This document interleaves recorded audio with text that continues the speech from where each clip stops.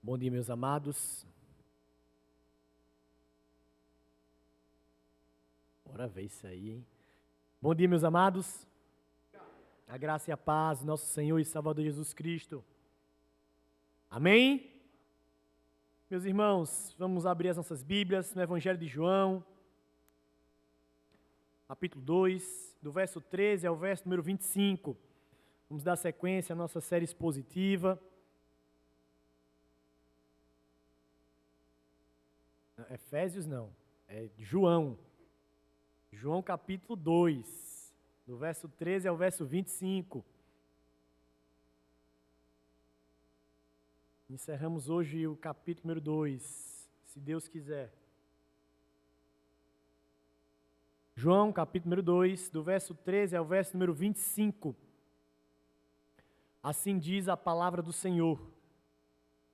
Estando próximo à Páscoa dos judeus, subiu Jesus para Jerusalém e encontrou no templo os que vendiam bois, ovelhas e pombas, e também os cambistas assentados.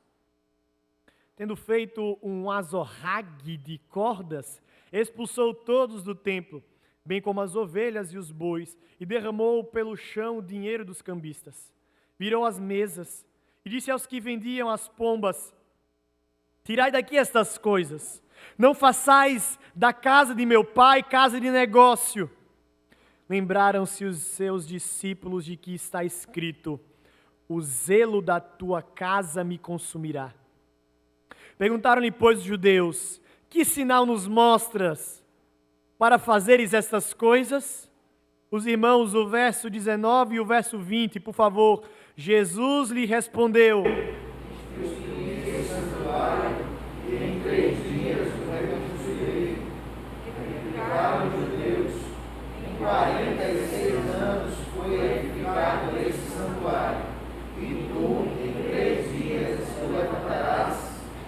Ele, porém, se referia ao santuário do seu corpo.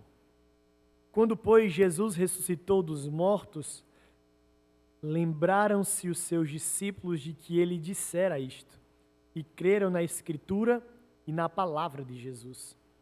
Estando ele em Jerusalém durante a festa da Páscoa, muitos, vendo os sinais que ele fazia, creram no seu nome. Mas o próprio Jesus não se confiava a eles, porque os conhecia a todos e não precisava de que alguém lhe desse testemunho a respeito do homem, porque ele mesmo sabia o que era a natureza humana. Vamos orar ao Senhor mais uma vez? Pai, essa é a Tua palavra, estamos diante da Tua palavra, Senhor, e o nosso desejo, a nossa oração é que o Senhor ajude-nos, ó Deus, ajude-nos a compreendermos as verdades do Teu Evangelho. Tem misericórdia de mim, Senhor. O Senhor sabe da minha limitação, da minha incapacidade, da minha fraqueza, mas eu te peço que o Senhor me capacite pelo Teu Espírito Santo. É assim que eu te oro e te agradeço, no nome santo de Jesus Cristo. Amém. Estamos acostumados a ouvir que uma oportunidade na vida é como um cavalo selado. Eu, particularmente, muitas vezes eu tento, de fato, transliterar, imaginar alguns dos ditados populares. E, para mim, uma oportunidade na vida ser como um cavalo selado seria algo inútil, porque, primeiro, que eu tenho medo de cavalo, e segundo, porque eu nunca montei. Então, para mim, não tem um sentimento sobre a vida ser, uma oportunidade na vida ser como um cavalo selado. Mas não somente esse ditado, mas tantos outros apontam para momentos da nossa vida que precisam ser decididos em fração de segundos.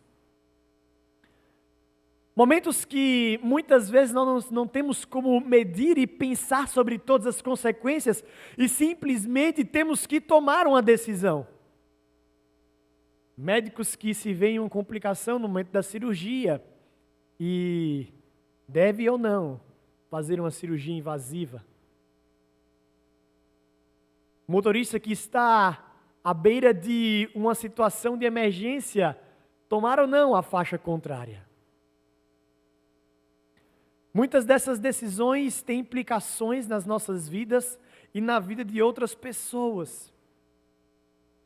Entretanto, muitas decisões das nossas vidas nós tomamos com base em razões, em ciências, em certificados.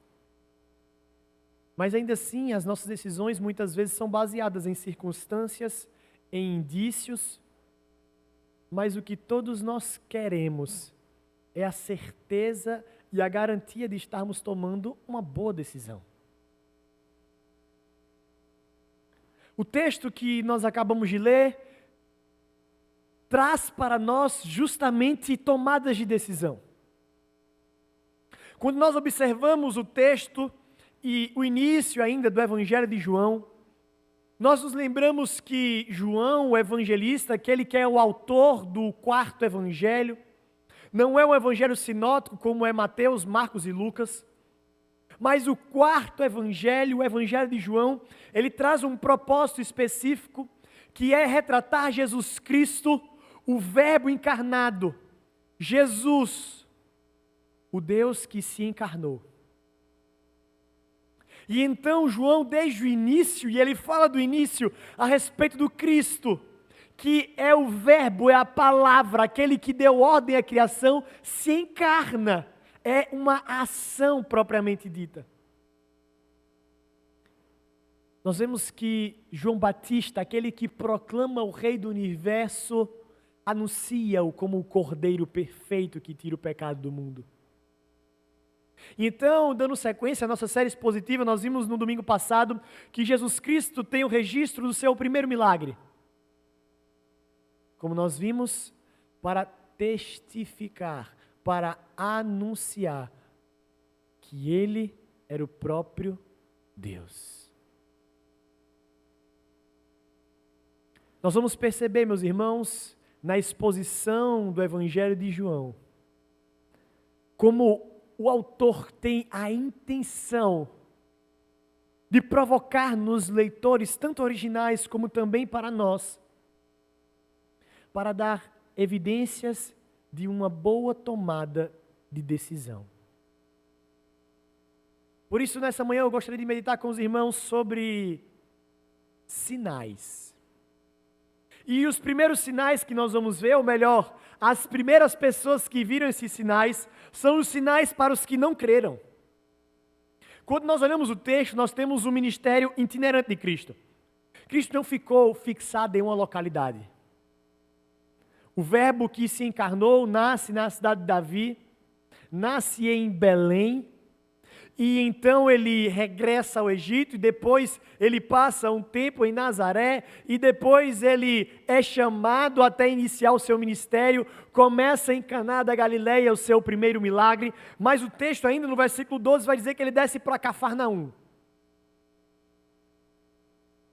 Mas no início do verso 13, quando nós acabamos de ler, vai nos dar a informação que Cristo estava indo celebrar a Páscoa em Jerusalém. Cristo indo para a Páscoa em Jerusalém, é o que o texto nos informa. E o motivo de Jesus estar indo para Jerusalém na Páscoa, era o motivo de todos os outros judeus. Era uma festa que tinha sido ordenada pelo Senhor. Era comum então os judeus regressarem de todas as regiões. Lembremos, meus amados, que teve uma grande diáspora, teve um grande tempo em que o povo passou espalhado por toda a região da Palestina e ao redor de todo o Império Medo-Persa e depois o Império Romano. Então aqueles homens regressavam para Jerusalém porque agora tinham essa liberdade religiosa para celebrar a festa da Páscoa. A festa da Páscoa era a primeira festa de Israel, de um conjunto de festas que Deus tinha instituído. Estas festas tinham o objetivo de apontar para o próprio Cristo. A Páscoa, ou a passagem, celebrava a libertação do povo hebreu do cativeiro do Egito. A Páscoa, então, é celebrada por aqueles homens, representando o Cordeiro que morre. Depois nós temos a festa das primícias, que celebra, quando o Cordeiro ressurge, 50 dias se passam e então tem a festa de Pentecostes, quando o Espírito desce. Depois se tem a festa das trombetas, que então é a pregação para todos. Depois nós temos a festa da expiação, onde tem arrependimento e choro. E então, por último, a festa dos tabernáculos, que é a chegada do Cordeiro. A sucessão de festas que Deus tinha instituído para o povo hebreu era um apontamento para aquilo que aconteceria na época de Cristo. Quando o texto vai dizer que Cristo estava subindo para Jerusalém, era um ato comum, afinal Jerusalém ficava em cima de um monte. Então o texto vai dizer que estava se aproximando da época da Páscoa. Cristo sobe até Jerusalém e quando ele chega até o templo, a cena que ele encontra é de bois, ovelhas, pombas, mercadores, uma multidão de pessoas. É bem verdade que em um primeiro momento isso pode nos chocar, mas na verdade isso é muito mais comum do que nós pensamos. Afinal, quando nós estamos pensando sobre o momento da Páscoa, do sacrifício, isso na verdade era algo necessário. Afinal, muitos judeus eles regressavam de várias partes da Palestina e também de todo o Império Romano. E imagina, meus irmãos, você fazer uma viagem longa. E fazer uma viagem longa a pé. Era necessário então você trazer os seus sacrifícios, como é ordenado em Levítico capítulo 1, versículo 3, 5 e 14. São animais que já tinham sido instituídos por Deus para serem oferecidos como sacrifício. Então você encontrar esse tipo de animal naquela localidade não era algo estranho. Embora para nós, se a gente encontrar alguns aqui, vai ser algo um pouco estranho. Mas na época de Cristo, não era. Aqueles homens vinham de longe e precisavam oferecer sacrifício. E então, alguns podem estar se perguntando, certo, então, qual a necessidade dos cambistas? A mesma da casa de câmbio que hoje em dia nós temos. Precisava se trocar a moeda. Não se tinha uma moeda única no Império Romano. E então aqueles homens, eles estavam lá para facilitar que as pessoas que vinham de longe pudessem trocar por uma moeda local, a fim de que eles pudessem comprar os seus animais e pudessem participar e sacrificar e adorar o Senhor. Aqueles homens ali era extremamente necessário. Então uma pergunta ainda pode estar efervescendo na nossa mente. Por que Cristo teve essa reação? Porque quando ele viu aqueles homens, aqueles animais, ele pega um chicote, um azorrague, e então começa a expulsar aqueles homens e aqueles animais de lá. É porque embora tudo aquilo fosse necessário, e nós vamos ver isso mais à frente, Cristo conhecia o coração. E ao invés daqueles homens estarem com o sentimento de estarem abençoando, ao invés daqueles irmãos estarem ajudando os seus compatriotas, que de fato estavam vindo de longe, e precisavam oferecer sacrifício, e precisavam trocar as moedas, aqueles homens estavam extorquindo os seus irmãos. Eu não sei quantos de vocês já passaram por uma situação de viagem de emergência, e viagem de emergência é algo que sempre dá prejuízo. Porque você, primeiro, está em uma situação de emergência. Então você topa qualquer negócio para aquele objetivo que você precisa ter na sua viagem se concretizar.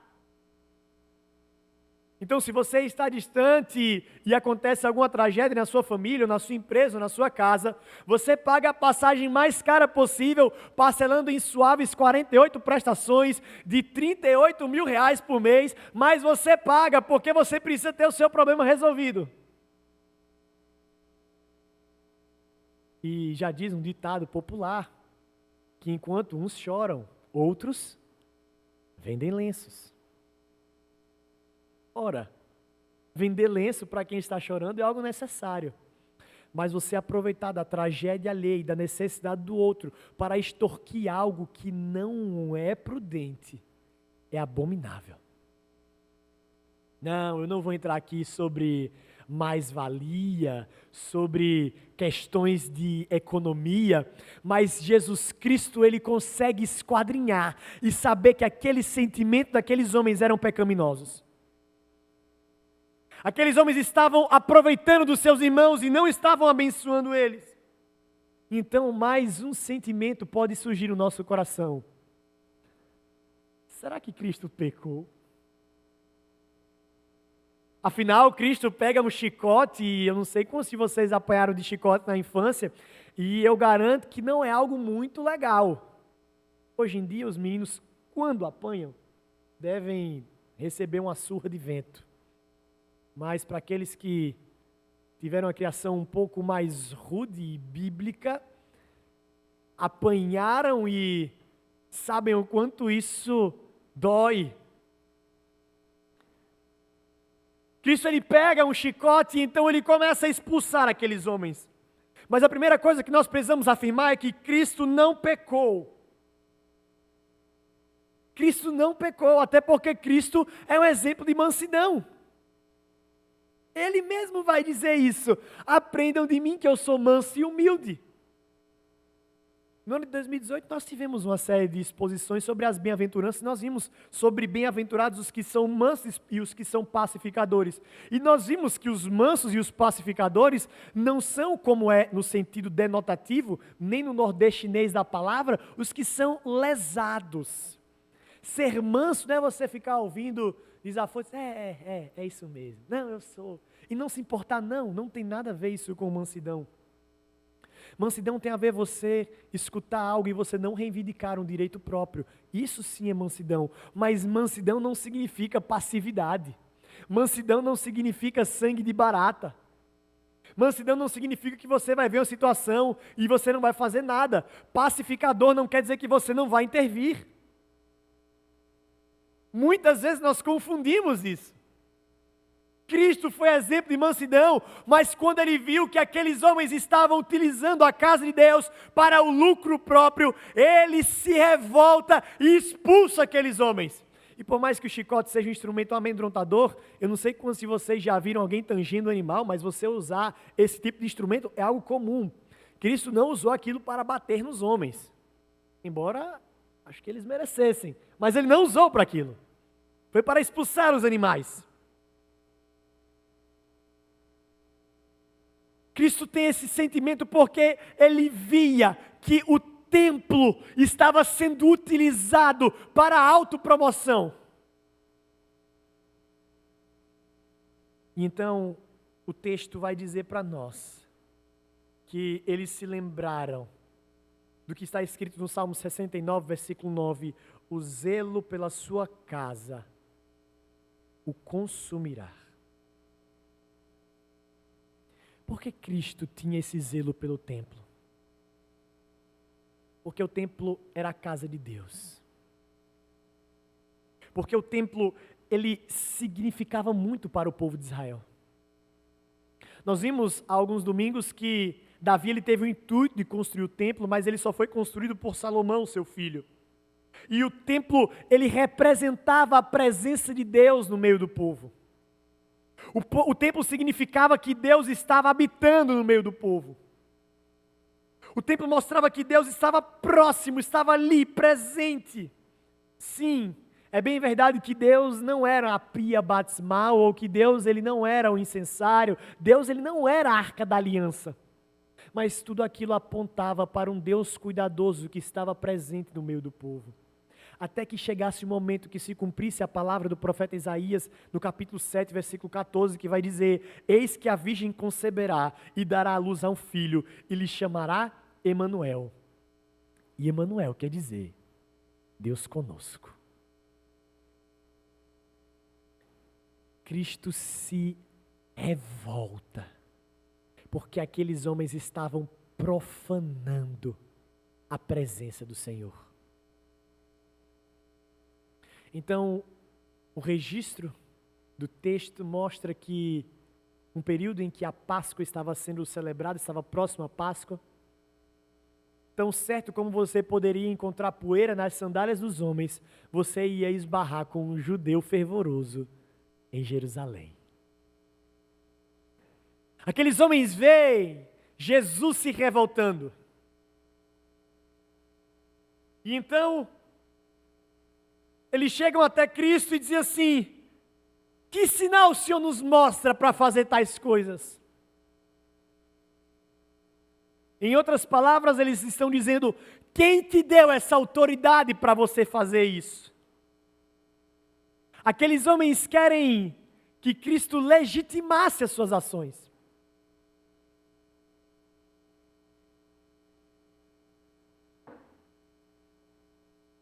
Quando aqueles homens falam isso, embora em um primeiro momento possa parecer zeloso, embora em um primeiro momento possa parecer cuidadoso, na verdade aqueles homens mostram dois sentimentos, ou melhor, mostram insensatez reverberada em duas posições. Primeiro, eles não refletiram a ação de Cristo. Logo eles não estavam preocupados com a verdadeira adoração, e sim uma resposta aos seus corações duvidosos. Uma segunda parte da sua insensatez é porque eles nem consideraram Cristo como um desordeiro. Veja, eles nem refletem a fala de Cristo, mas eles também não consideram Cristo como um desordeiro. Eles perguntam: olha, por que você está fazendo isso? Eles veem a ação e não era comum um homem expulsar os cambistas e os animais dali.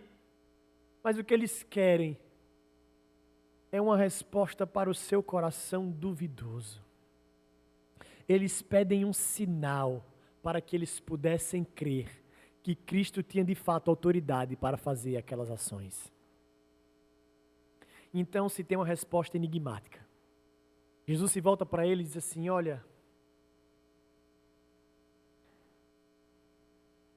se destruir este santuário em 3 dias, eu mesmo reconstruo. Se vocês destruírem esse santuário, se vocês destruírem esse templo em 3 dias, eu mesmo reconstruo.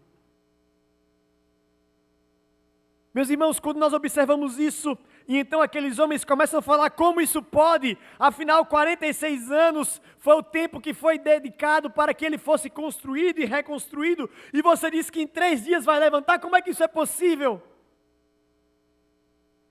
Isso demonstrava uma insensatez e um desconhecimento de quem eles estavam conversando, absurdo. O registro de João é interessante porque logo em seguida ele vai falar assim no versículo 21 e 22, é como se fosse uma inserção temporal.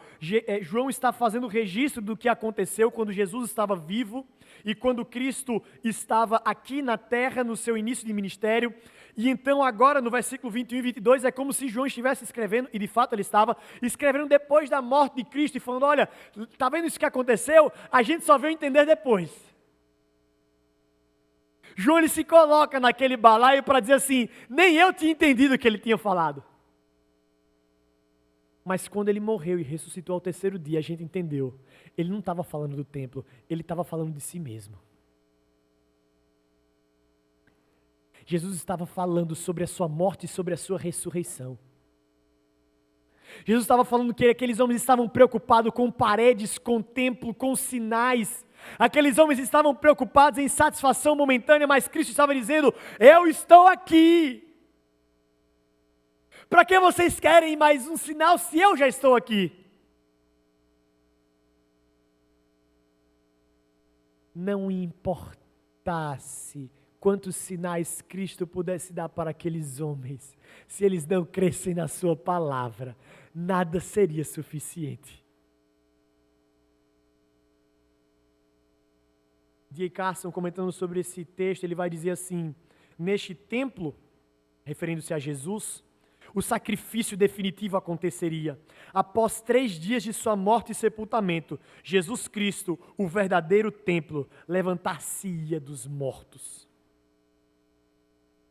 O templo, o santuário, era o próprio Cristo. Ele estava se referindo a Ele mesmo. Mas a insensatez daqueles homens não conseguiam compreender aquela mensagem. Então muitos de nós poderiam se perguntar assim: olha, mas Cristo podia fazer sinais. Já pensou? Já pensou se Cristo tivesse um pouquinho mais de boa vontade? Um pouquinho mais de paciência só. Quantas pessoas seriam salvas?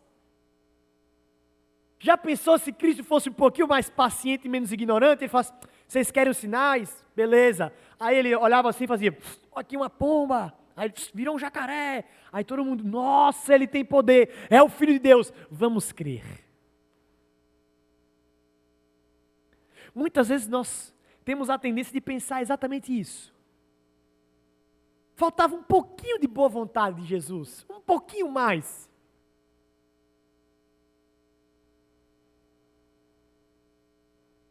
Mas o texto já nos informa que a crença vem pelo ouvir. A crença vem pelo ouvir. Aqueles homens estavam tendo um diálogo com alguém que era muito maior do que o templo que eles queriam defender. Mas mesmo Cristo estando face a face com eles, eles estavam embrutecidos e com o coração de pedra e não estavam sensíveis à palavra de Deus. Nós estamos percebendo e meditando sobre sinais. E nós vimos sobre os sinais para os que não creram. E agora nós vamos perceber os sinais para os que creram. O texto já no verso 23 vai dizer que, estando ele em Jerusalém, estava agora iniciando a festa da Páscoa. Fique imaginando a cidade de Jerusalém em festa. Todos os judeus reunidos. A celebração, todos prontos para celebrarem a libertação do Egito, quando Deus, o Deus poderoso, o grande eu sou, mandou a última praga sobre o Egito e libertou o povo de Israel. Libertou os homens do domínio dos egípcios. Matou os primogênitos dos egípcios, mas poupou o primogênito dos hebreus, porque um cordeiro tinha sido morto, o seu sangue aspergido nos umbrais das portas, e então aqueles homens estavam libertos. Cristo permanece em Jerusalém para celebrar a Páscoa. O Cordeiro de Deus que tira o pecado do mundo, o Cordeiro perfeito, o Cordeiro pascal, ele estava ali para celebrar a Páscoa. Então o texto vai dizer para nós que muitos, vendo os sinais que ele fazia, creram em seu nome. E algumas pessoas vão dizer assim, está vendo, pastor? Faltava boa vontade de Jesus. Faltou boa vontade com os judeus lá. Porque agora ele fez sinais. Ele fez. E o povo acreditou. Está vendo que era só mais um pouquinho de boa vontade de Cristo? O nosso sentimento aqui pode até parecer de revolta. A gente pode até pensar assim, que foi até, como nós dizemos aqui no popular em Pernambuco, foi pirangagem de milagre. Podia ter feito mais. Se tivesse feito, mais gente teria acreditado. Qual é a prova? Quando ele fez, o pessoal acreditou.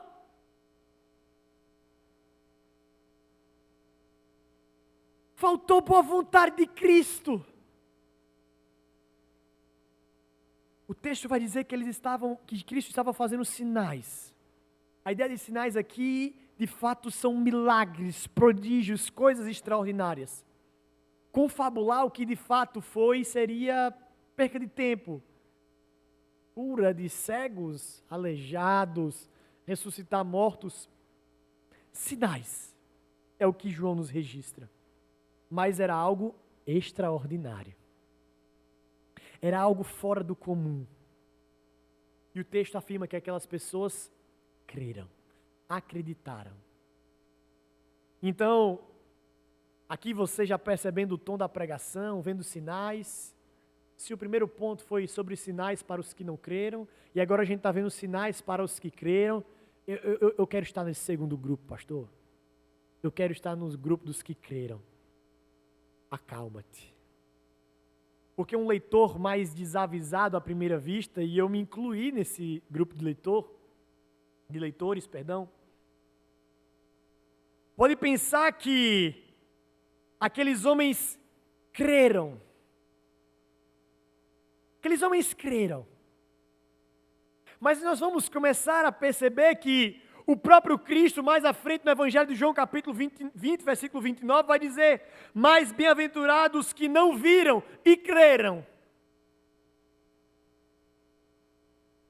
Mas o verso 24 quebra esse pensamento.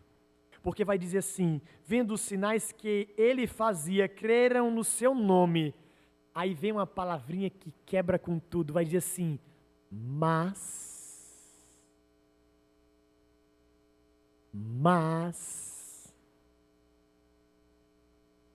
Jesus não se confiava a eles. Muitos daqueles homens estavam surfando nas ondas dos milagres e por isso creram. É bem verdade que é melhor você acreditar surfando nas ondas dos milagres do que você não crer de nenhuma forma. Mas o texto aqui vai dizer para nós, e o sentido no original é que Cristo não se comprometeu a eles. Ou de uma maneira mais simples, mesmo que sendo mais confusa, Cristo não acreditou no que eles acreditaram.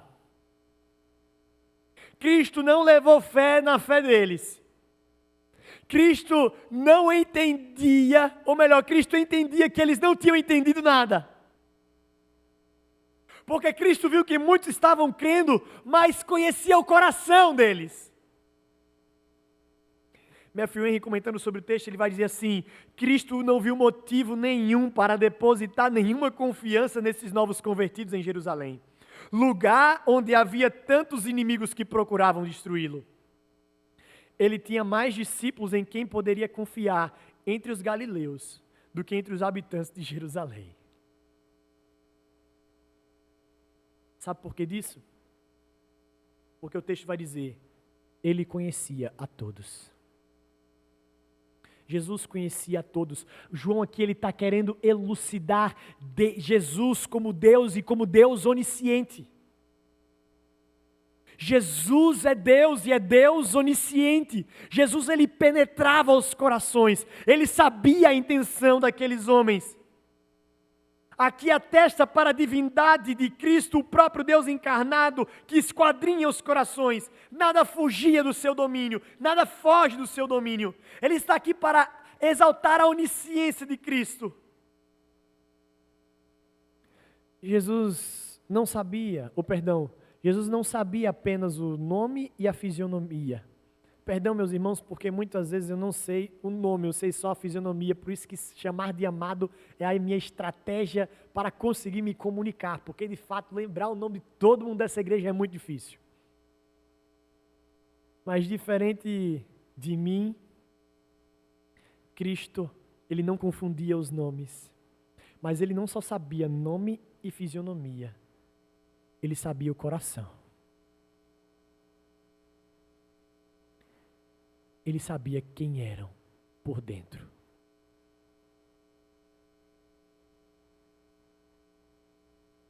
E por saber o coração daqueles homens, João ele registra no verso 25 que ele não precisava de ninguém para que testemunhasse a respeito do homem, porque ele mesmo sabia. Ou seja, quando ele está falando sobre testemunhar a respeito do homem, os homens não precisavam falar sobre si mesmo. Os homens não precisavam revelar os intentos do coração. Ele olhava e ele sabia. O resultado é que, mesmo com sinais, mesmo sem sinais, aqueles homens não tomavam decisões coerentes. Mesmo que Cristo pudesse fazer qualquer coisa para chamar a atenção daqueles homens, ele sabia que nada seria suficiente. A prova disso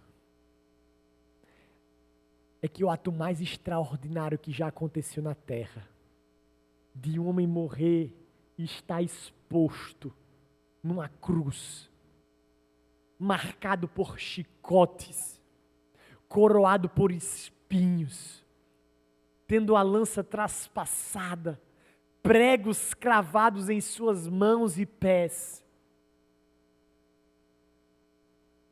Depois de horas sufocando, a sua morte jamais seria contestada.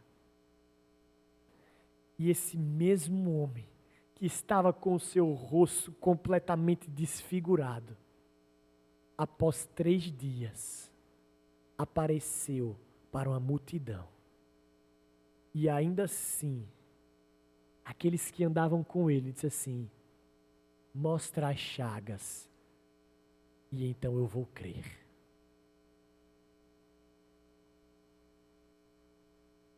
Cristo repreende a Tomé dizendo assim: foi porque você me viu que acreditou? Foi porque você viu as chagas que você acreditou? Aqui, meus amados, se os irmãos nunca souberam sobre os seus nomes estarem sendo registrados na Bíblia, eles estão registrados nessa passagem. Se vocês acham que Cristo nunca falou diretamente com você, ele falou nessa passagem, porque ele vai dizer: bem-aventurados são aqueles que vão vir depois de vocês.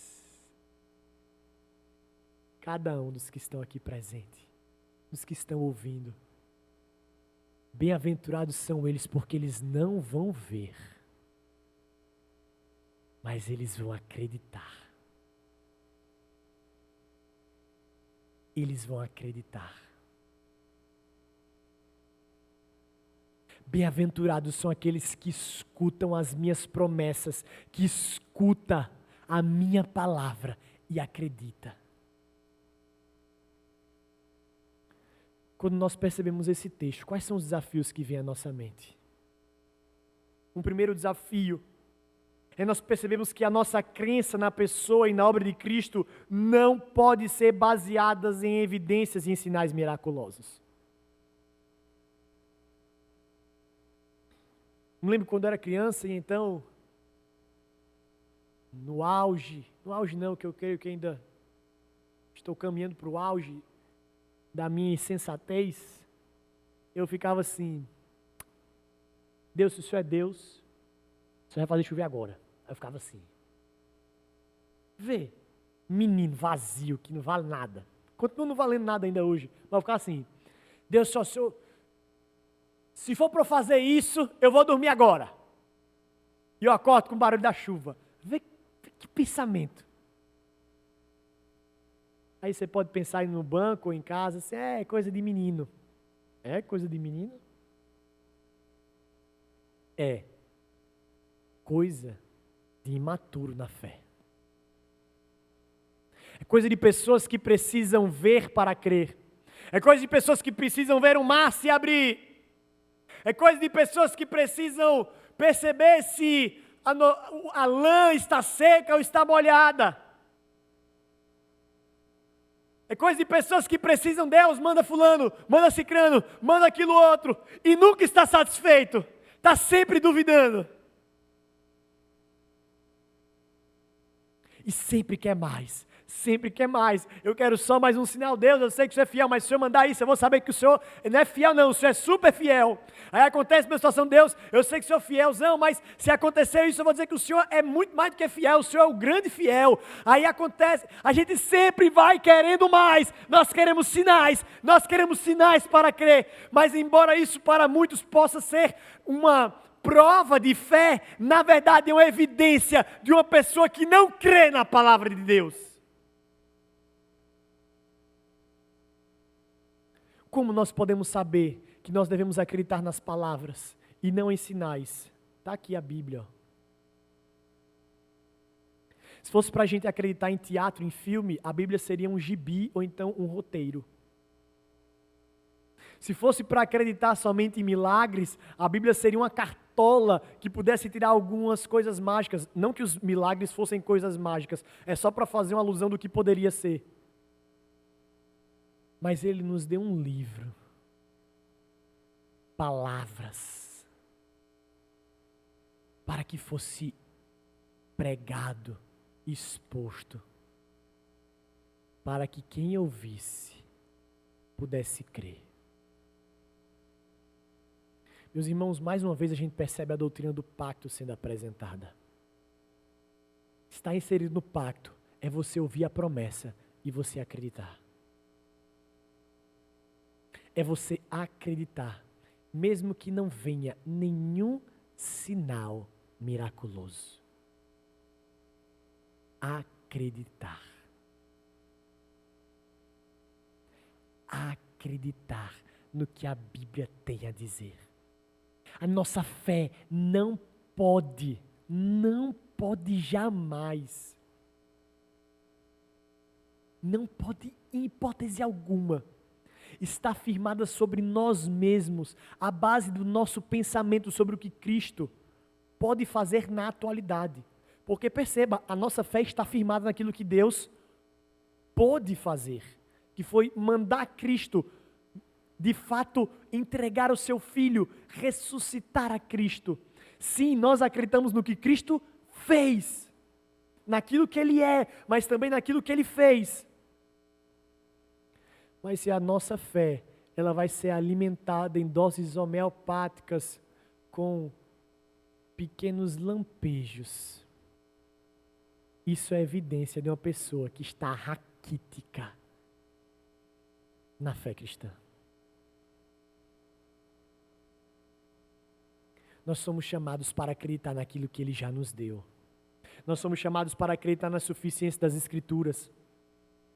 Nós somos chamados para acreditar na obra salvífica de Cristo. E quer saber como muitas vezes nós temos dificuldade de acreditar na obra salvífica de Cristo?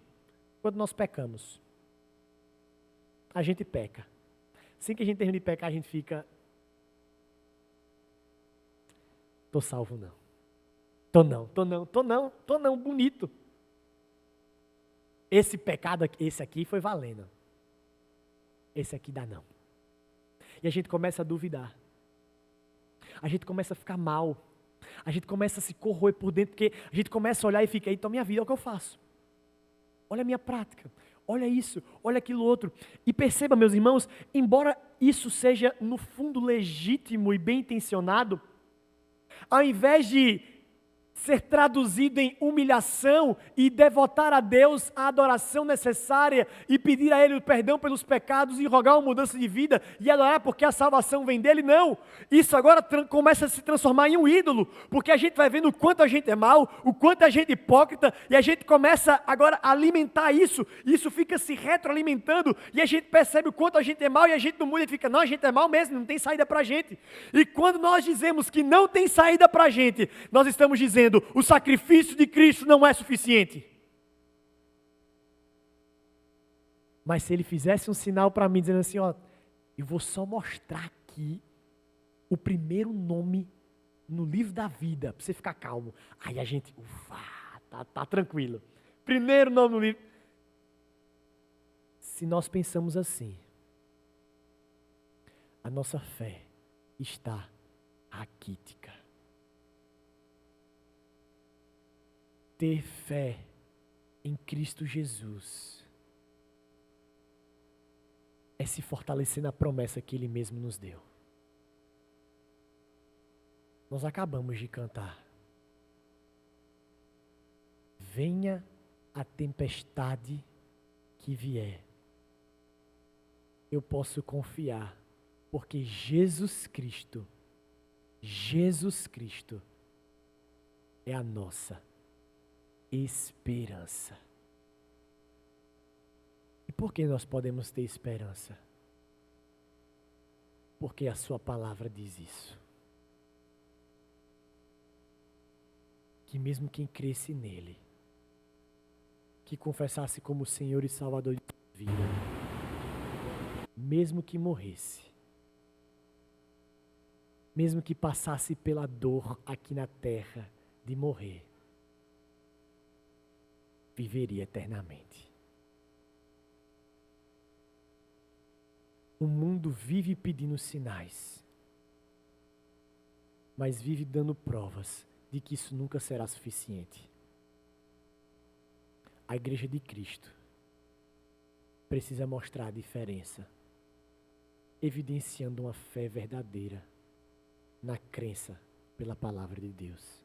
É por isso que domingo após domingo nós estamos aqui expondo a palavra de Deus, expondo a nossa fé, confessando a nossa fé, anunciando a nossa fé. Vamos orar ao Senhor mais uma vez?